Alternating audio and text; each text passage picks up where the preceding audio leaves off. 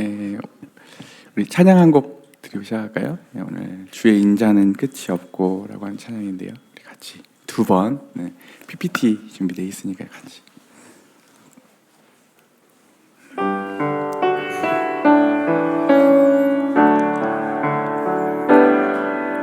주의 인자는 끝이 없고 주의 자비는 무궁하며 아침마다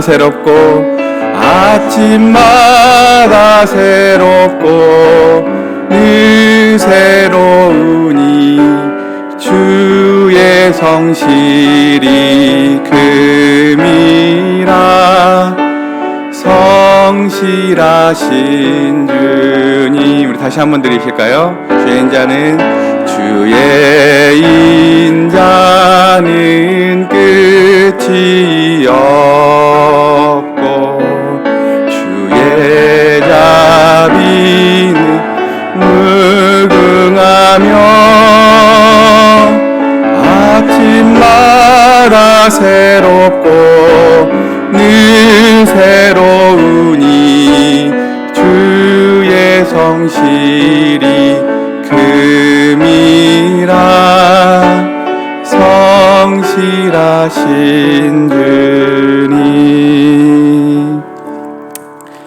우리 옆에 있는 분들하고 인사를 이렇게 나누시면 좋겠는데요. 정말 사랑스러우시네요. 이렇게 사랑스러우십니다. 왜 그러냐면 이제 저희 부부가 저희 막내가 태어났을 때, 우리 소망이가 태어났을 때 좀 심란했거든요. 그러니까 우리 네 아이 중에서 이 외모를 이렇게 보면, 객관적으로 보면 제게 너부대대하게 생기고 사람들로부터 사랑받지 못할 것 같은 거예요. 그래가지고 저희가 매일마다 저희 자매가 진짜 소망 있는 다른 애들보다 더 이게 심혈을 기울여가지고 예뻐해 주거든요. 그래서 엄청 쓰다듬어주고 흔히 이렇게 사랑 성형을 해주고 있어요. 사랑을 받으면 사랑스러워지잖아요. 근데 오늘도 우리가 원래 사랑스러운 자들이 아닌데 주님께서 우리를 사랑해 주심으로 우리가 사랑스럽게 변해가잖아요. 그래서 오늘 우리가 인사 한 말로 우리 같이 서로 사랑스럽습니다. 사랑스러워 보이시네요. 이렇게 인사를 나눴습니다. 오늘 설교 제목은 신앙의 성숙입니다. 뭐라고요? 부제로는 미성숙을 떠나 성숙으로라고 하는 제목으로 오늘 나누도록 하겠습니다. 오늘 본문 같이 읽도록 하겠습니다. 고린도전서 13장 11, 약간만 줄여주십시오. 약간 하울링 있네요. 우리 고린도전서 13장 11절 말씀입니다. 우리 모두 잘 아시는 말씀이죠. 고린도전서 13장 11절. 내가 어렸을 때에는 말하는 것이 어린아이와 같고 깨닫는 것이 어린아이와 같고 생각하는 것이 어린아이와 같다가 장성한 사람이 되어서는 어린아이를 버렸노라 라고 하는 주제입니다. 저희 집에 제가 읽지 않은 책이 딱 꽂혀 있는데 우리나라 저자들 잘 안 읽거든요. 근데 이어룡 교수라고 우리 얼마 전에 이렇게 소천하셨잖아요. 그분이 쓴 책 제목 중에 이런 제목이 있는데요. 지성에서 영성으로. 다들 그래서 집에 한두 번씩 꽂혀 있는 분들 있으시잖아요. 그 책 제목을 이렇게 좀 빌려왔습니다. 오늘 그 본문 말씀에서도 우리가 어린아이였을 때는 어린아이처럼 생각하고 어린아이처럼 말했지만 이제 장성한 사람이 되어서는 어린아이를 버렸다라고 표현을 하고 있고, 오늘 이 책의 제목에서도 어떤 지점을 넘어서서 더 성숙한 어떤 지점으로 이렇게 얘기를 하고 있습니다. 그래서 과거에 있는 것들은 버리고 더 나은 지점으로 나아가는 측면에서 오늘 이런 제목을 정해봤는데요. 왜냐하면 윤관재님하고 이제 은퇴하시기 전에 한 몇 개월 전부터 윤관재님이 종종 이런 얘기를 하셨습니다. 뭐냐면, 야 디도야, 네가 갈라디아서 이렇게 가르쳤잖아. 근데 우리가 진짜 그런 지점으로 가지 않으면, 네가 잘 가르쳤지. 근데 너의 인격도 그렇고 실제로 우리 공동체가 성경에서 말하는 그런 성숙한 지점으로 가지 않으면 그대로 머물러 있는 것이 아니라 우리 교회가 현상 유지가 되는 게 아니라 더 형편이 안 좋아지고 더 육신적인 것들이 더 나오기 시작하고 그러니까 너와 내가 더 솔선수범해서 그런 지점으로 가야 되지 않겠냐라고 누차 얘기하셨습니다. 그래서 오늘 그 성숙으로 가야 되잖아요. 우리가 어린아이였던 그 시절의 방법들 버려서 성숙한 지점으로 가야 되는데 말은 성숙이라고 하는데 이게 윤강재님이 저희 아버지지만 항상 어떤 화두의 방향성은 봤거든요. 구체성이 항상 저는 이렇게 안 다가오거든요. 그래서 도대체 성숙이 도대체 뭐야 이게 고민을 해봤거든요. 그래서 윤강재님은 실제 삶으로 성숙한 지점들 보여주셨다고 하면 저도 아직 그런 지점에 있는 건 아니지만 제가 나름대로 고민해보고 제가 나름대로 아직 부족하지만 더 나아가야 할 지점들이 어딘지에 대해서 이렇게 정리해보고 생각했던 지점들을 아까 어디서부터 어디로라고 하는 한 8가지가 되는 것 같아요. 이렇게 그 단락들로 성숙으로 가는 지점이 무엇인지에 대해서 이렇게 나눴으면 합니다. 그리고 우리가 어떤 미성숙이 나쁜 건 아니거든요. 우리가 성수로 나아갈 때는 반드시 미성숙을 거치지 않고서 성숙으로 가는 경우는 없죠. 인격이기 때문에 그렇잖아요. 근데 문제는 뭐냐면 미성숙 자체가 문제가 아니라 성숙해야 될 때가 됐음에도 불구하고 미성숙에 머물러 있는 게 문제잖아요. 그래서 이제 심리학에서도 그런 단어를 쓰고 있는데요. 뭐라고 하냐면 고착이라고 합니다. 뭐라고요?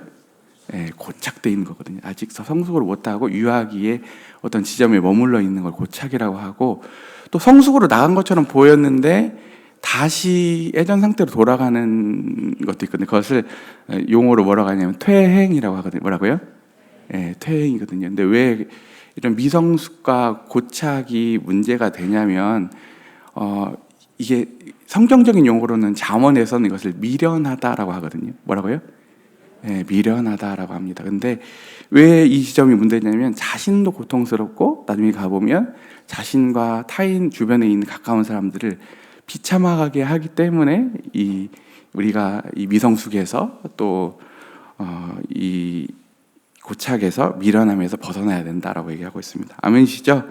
네, 그래서 오늘 어떻게 하면 우리가 이 미성숙의 성숙으로 나아갈지. 실은 저희 교회도 너무 감사해요. 지금까지 너무 잘 자랐잖아요. 그러면서 우리가 이번에 설교 때는 많은 책을 보고 묵상을 한다기보다는 기도를 이렇게 많이 했는데 문득 주님이 이런 생각을 주셨어요. 제가 감히 저희 교회가 교만할 수도 있겠다라는 생각을 해보게 되었습니다. 왜냐하면 저희가 뭐 나빠서 그런 게 아니라 우리가 주님이 주신 은혜가 너무 풍성하고 우리가 누리고 있는 게 너무 많기 때문에 우린 스스로 생각을 못할 수 있지만 우리 스스로가 어느새 교만할 수 있겠다는 생각을 해보게 되었습니다. 그래서 우리가 신앙의 성숙으로 나아가기 위해 우리 히브리서 말씀 한 구절 펴보겠습니다. 히브리서 말씀 5장 11절입니다.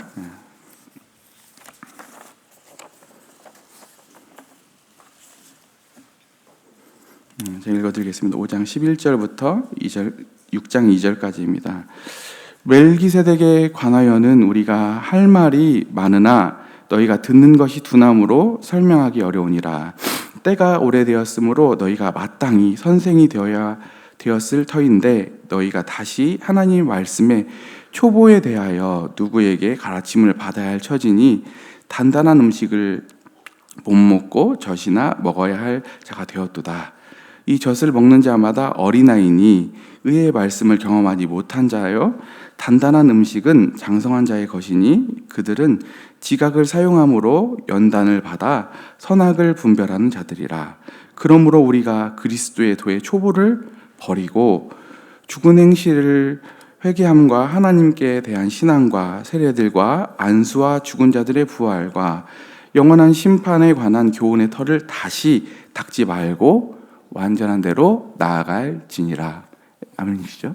오늘도 히브리서의 권면도 우리가 초보를 버리고 완전한 데까지 나아갈 것을 권하고 있습니다. 은혜 아래서. 그래서 오늘 이제 첫 번째 살펴보고 싶은 데는 기억에서 임재로입니다. 뭐라고요? 기억에서 임재로. 이게 우리 예배와 오늘 특히 성찬과 관련되어 있는 내용인데요.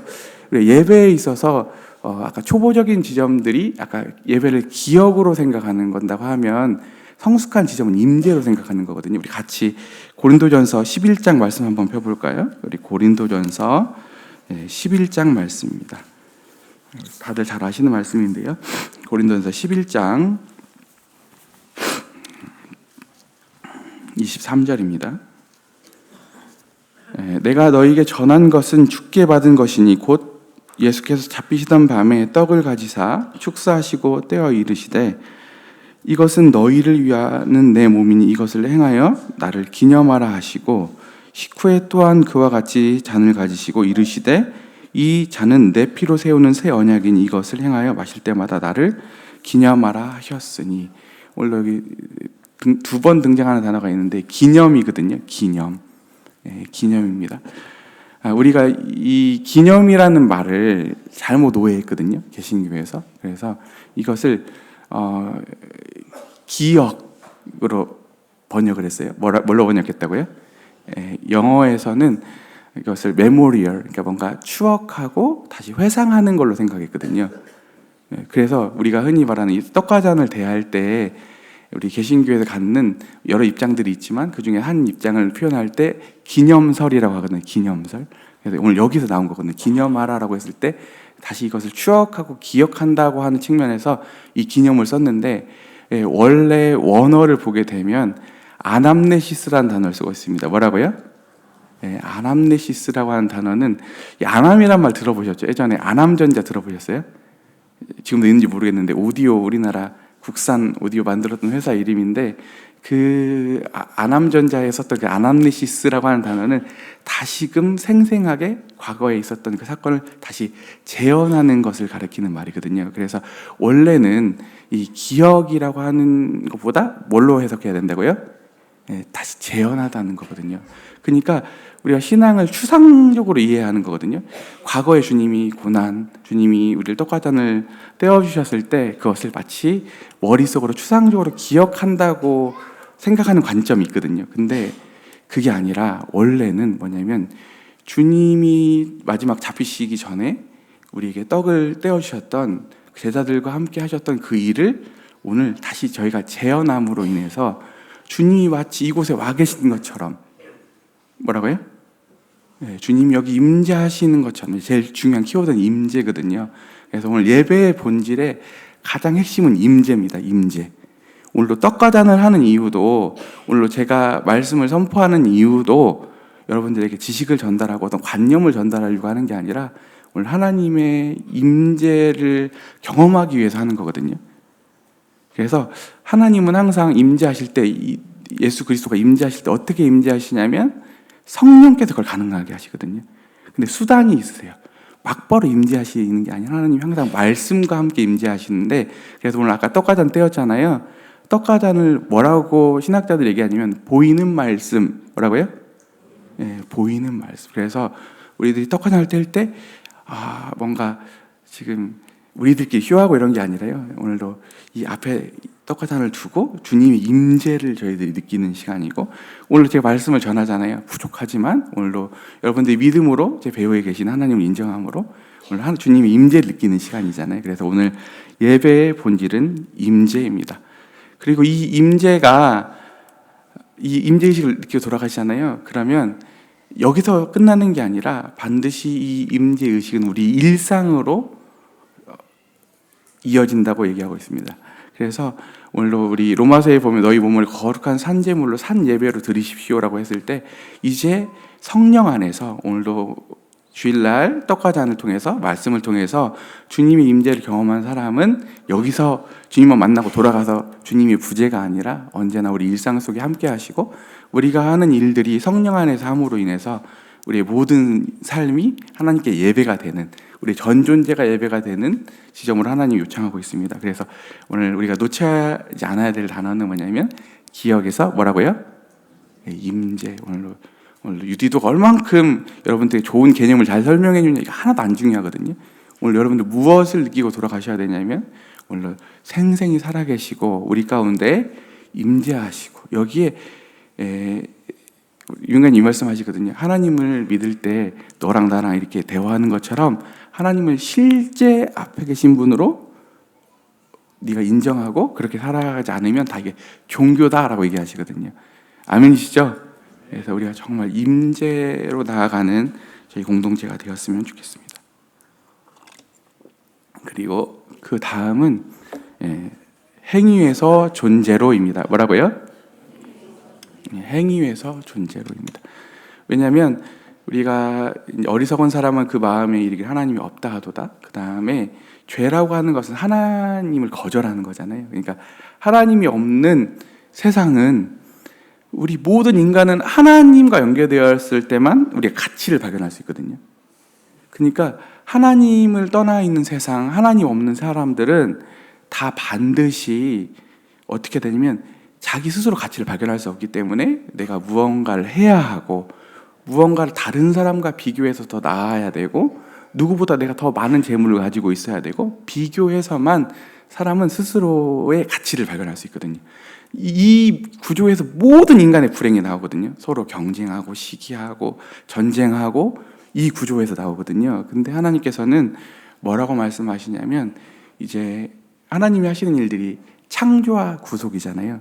하나님은 우리를 창조하실 때 그 자체가 하나님 형상으로 창조된 우리가 귀하다고 얘기하시고 구속을 통해서 하시는 우리 교회에서 항상 하는 말 빵점짜리였을 때 아무 무가치할 때 네가 무엇을 해서 내가 널 사랑하는 게 아니라 일방적인 하나님의 그 구속의 사랑으로 말미암아 우리가 더 이상 우리의 행위로 우리의 존재 가치를 확인하는 게 아니라 어떤다고요?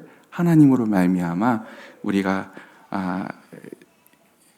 행위가 아닌 우리가 존재로 있는 존재 자체로 하나님이 사랑하시는 그 이유 하나로 우리가 가치를 발견하기를 원하십니다.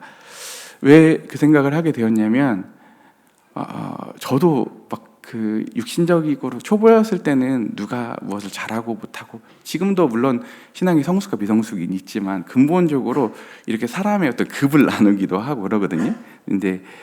그런데 근래에 드는 생각이 뭐냐면 우리 아이들이 태어나잖아요. 그럼 아이들이 태어나면 그 아이들을 볼 때 얘를 어떻게 내가 키워갖고 어떻게 써먹고 얘를 어떻게 뽑아내고 이럴 생각을 하는 부모님도 없으시잖아요. 아이들이 태어나면 그 자체로 귀하죠. 그리고 집사회에서 요즘 신방을 이렇게 다녀보면 예전에는 이렇게 잘 몰랐는데 우리 치매에 걸리셨던 얼마 전에 어떤 모치님을 뵈러 갔는데 모치님이 침상에서 그냥 그저 찬송을 부르시는 거예요. 저희들이 따라 부르시고 그다음에 아멘 하시고. 근데 그 모치님께 무슨 우리가 바라겠어요? 근데 그 모치님을 뵐 때 그냥 그 존재가 귀하다. 무엇을 해서 그런 게 아니라 하나님이 이 모치님을 사랑하시기 때문에 그냥 이게 귀하다라는 생각을 해보게 되었습니다. 아멘이시죠? 그래서 우리가 이 복음이 주는 이 지점으로 가지 못하면 우리는 어린이 사역을 다 감당할 수 없는 것 같아요. 실은 저도 이런 전환점들이 지금도 미흡하죠. 저도 부족한데 이번에도 얼마 전에 그제였죠. 우리 주일학생들 하고 있는데 옛날 같았으면 귀찮았을 거예요. 어떤 애가 한 명이 와가지고 저한테 계속 불을 제가 좀 붙고 있고 옆에서 이렇게 하고 있는데 입을 이렇게 처음 보는데 입을 계속 벌리고 입을 하는 거예요. 가지고 제가 기쁜 마음으로 입에 넣어줬거든요. 얘가 와 있는 자체가 너무 귀하더라고요.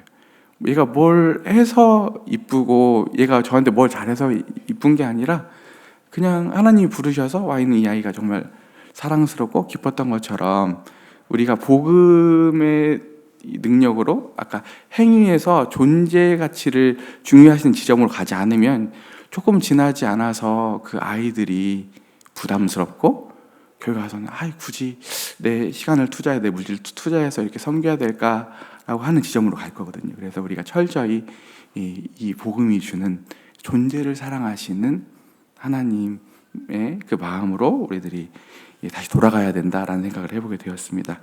아멘이시죠? 네. 세 번째는 지식에서 지혜로입니다.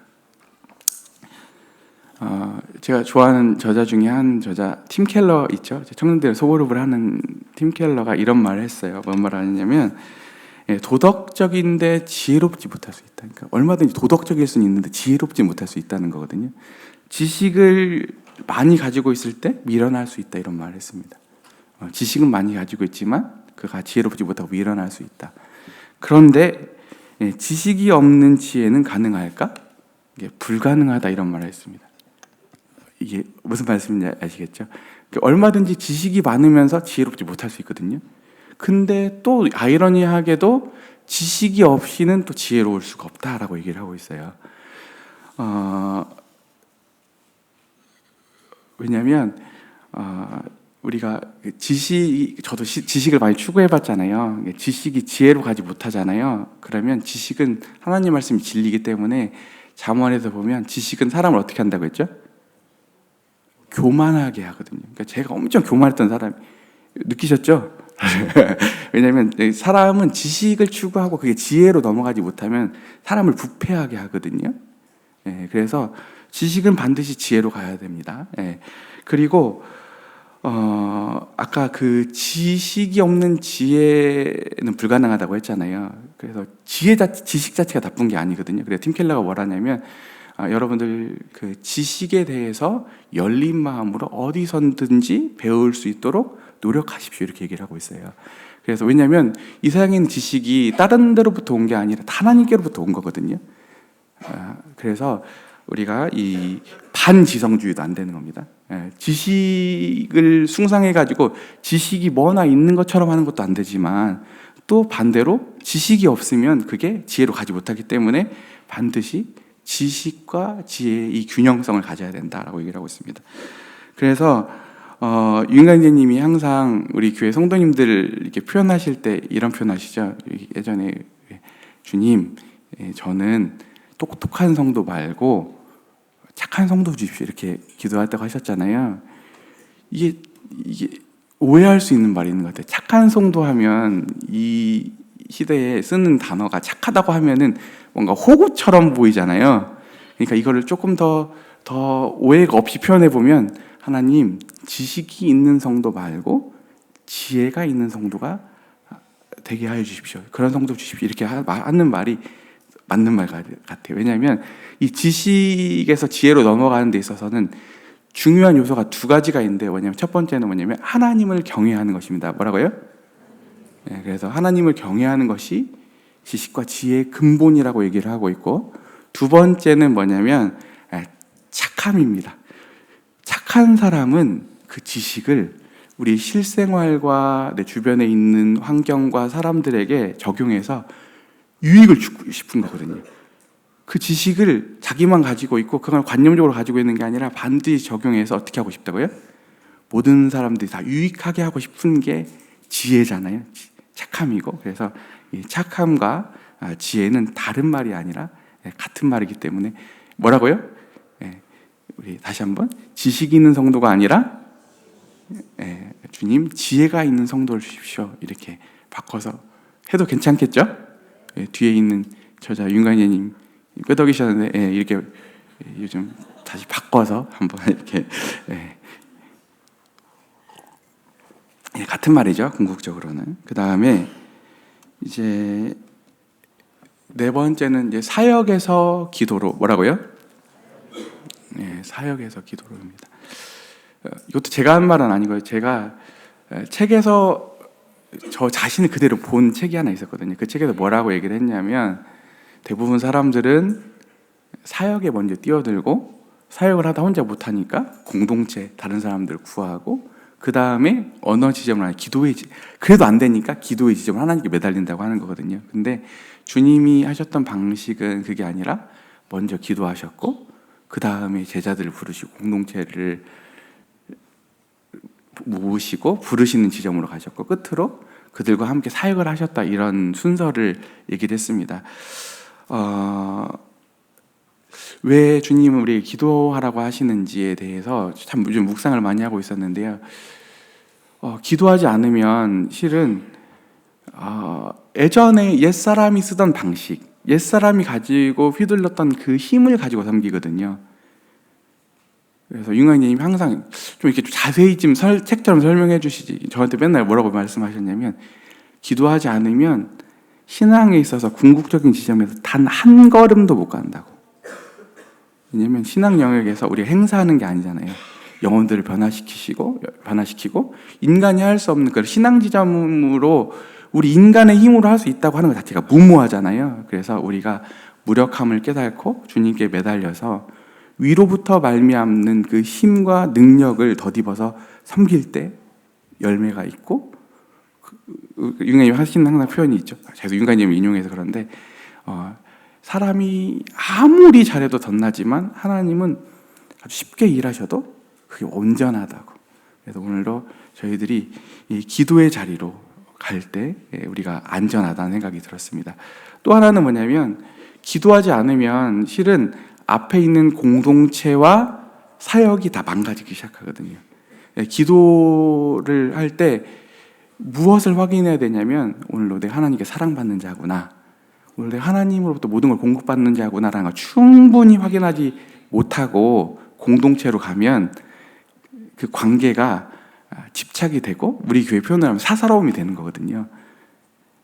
그리고 더 나아가서 주님을 섬기고 다른 사람을 섬겨야 될 사역이 자기 자랑하고 자기를 증명하는 수단이 되거든요. 그래서 앞에 있는 것들이 다 오염되기 때문에 우리가 정말 신앙의 본질은 기도로부터 출발된다라는 오늘 그런 지점들을 돌아보게 되었습니다. 아멘이시죠?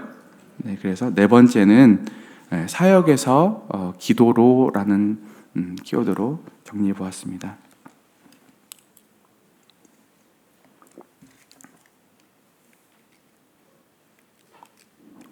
네, 한 번만 넘겨주십시오. 그 다음에 이제 확실성에서 불확실성으로입니다. 뭐라고요? 이 시대는 오히려 확실성이 좋을 것 같잖아요. 근데 왜 제가 불확실성으로 가야 된다고 얘기를 했냐면, 이 시대는 다 개인이 이성을 가지고 모든 걸 판단하는 시대거든요. 이성이 추구하는 게 뭐냐면 확실성이거든요. 근데 인간의 이성이 얼마나 제한적이냐면 한 옆에 있는 한 인격도 다 알 수가 없거든요. 그리고 하나님이 창조하신 이 신묘막측한 세상도 어떻게 다 인간의 이성으로 다 이해를 하겠어요. 그리고 그토록 이 우주와 이 천지만물을 창조하신 하나님은 하물며 어떻게 인간의 이 제한적인 이성으로 이해를 하겠어요. 그래서 우리가 처음에 초보일 때는 확실하고 분명하고 이런 걸 추구하거든요. 근데 신앙이 조금 더 지나면 여러 일들을 겪게 되고, 또 때로는 고난이 오면 하나님이 이전에 우리가 확실한 걸 붙들던 것들을 해체시키거든요. 예전에 내가 납득하던 그 지점들이 더 이상 내게 이해가 되지 않는 지점으로 때로 하나님이 이끄시거든요. 왜 그러시냐면, 하나님이 우리를 과거에 있었던 인과응보, 뭐라고요? 우리는 할 수 있는 게 고작 사람 수준에서 인풋을 넣으면 아웃풋이 나오는 정도를 생각하거든요. 하나님은 우리가 그런 지점이 아니라, 하나님 어떤 분이시죠? 창조의 하나님이시잖아요. 그 너머로 인도하고 싶으신 거예요. 그래서 하나님께서는 우리의 확실성을 깨버리시고요, 이성 중심에 있는 신앙을 하나님은 때로는 잠시 동안 허용하시지만 궁극적으로 하나님 우리가 어떤 지점으로 요청하시냐면, 아브라함의 이야기 나오죠. 아브라함이 갈 바를 알지 못했다. 하나님을 신뢰함으로 이 불확실성 가운데로 나아가서 하나님을 믿는 그 믿음이 자라는 지점으로 하나님이 우리를 인도하고 싶으신 겁니다. 그래서 우리가 초보였던 확실성을 넘어서서 우리가 하나님을 믿고 신뢰함으로 순종의 자리까지 나아갈 수 있는 저희 공동체가 되었으면 좋겠습니다. 이것도 유인관님이 항상 저한테 당부하셨던 말씀이 있는데, 인간의 이성으로는 얼마 가지 못한다고. 그러죠? 예. 안 그러겠어요? 예. 그 제한적 인간의 이성으로 얼마나 해봤자 얼마나 하겠어요. 그 다음에 이제 다음으로는 이제 두려움에서 사랑으로. 뭐라고요? 예. 제가 윤관재님하고 거의 커피를 한 하루면 2-3번을 타드리거든요. 정영무 자매님이 엄청 뭐라고 해요. 타오지 말라고. 근데 제가 이게 타드리는 커피가 이게 보통 좋은 커피가 아니에요. 근데 제가 이 좋은 커피를 타드리는 게 유인관장님이 제 커피를 타드리면 저를 사랑하고 저를 더 좋아하고, 제가 안 타드리면은 뭔가 덜 사랑하거나 아들 취급을 안 할 것 같으니까 제가 무서워서 커피를 타드리는 걸까요? 그리고 제가 커피를 타드릴 때마다 제가 진짜 좋은 콩을 쓰거든요. 그래서 재료비는 얼마나 들었고 내 시간과 인건비 얼마나 들였으며 몇 잔을 타드렸으니까 나중에 언젠간 다른 걸로 돌려받아야지, 이렇게 했으면 그 커피를 드시고 싶으실까요?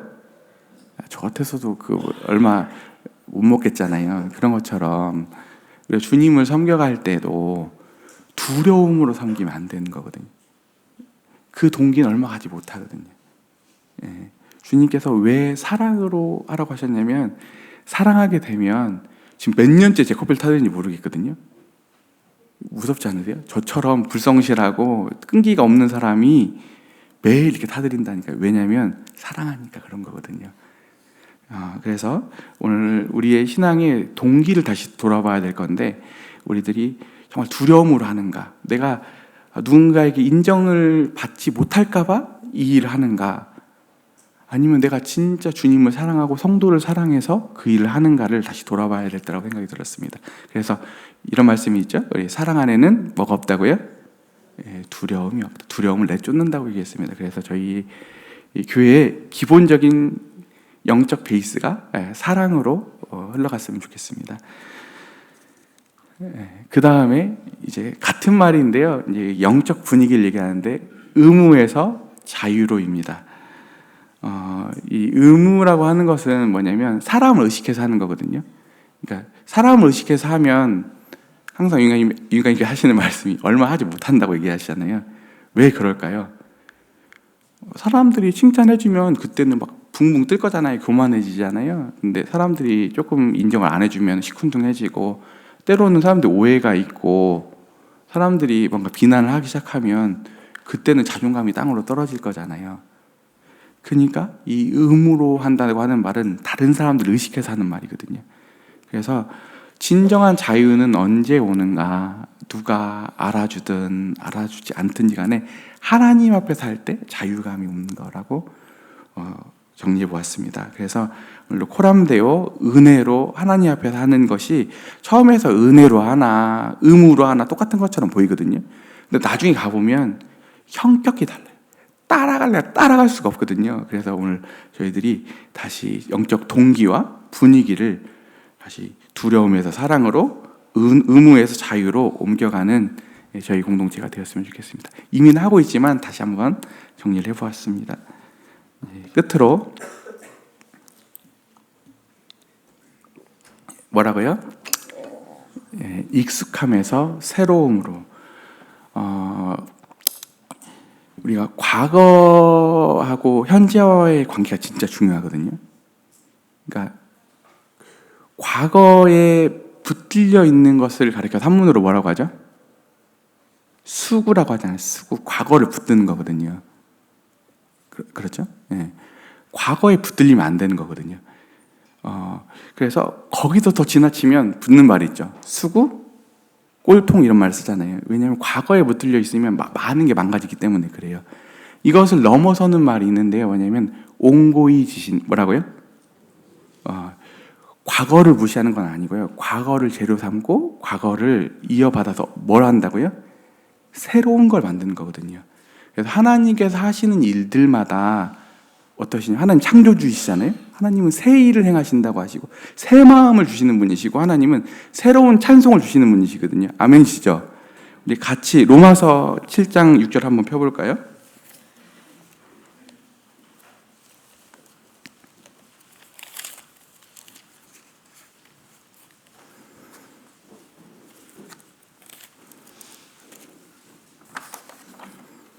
네, 6절입니다. 7장 6절. 이제는 우리가 얼매였던 것에 대하여 죽었으므로 죽음에서 벗어났으니, 이러므로 우리가 영의 새로운 것으로 섬길 것이요 율법의 묵은 것으로 아니할지니라. 여기 오늘 지금까지 살펴보았던 앞에 있는 것들이 다 옛날 것들이거든요. 과거 묵은 것들인데, 이제 저희들이 성령 안에서 주님의 사랑 안에서 이제 새로움을 주시는 하나님, 새 일을 행하시는 그분의 놀라우신 능력 안에서 우리 이 새해 하나님 어떻게 우리 공동체 가운데 일하실지, 하나님 어떤 새로움을 주실지 기대하는 한 해가 되었으면 좋겠습니다. 아멘이시죠?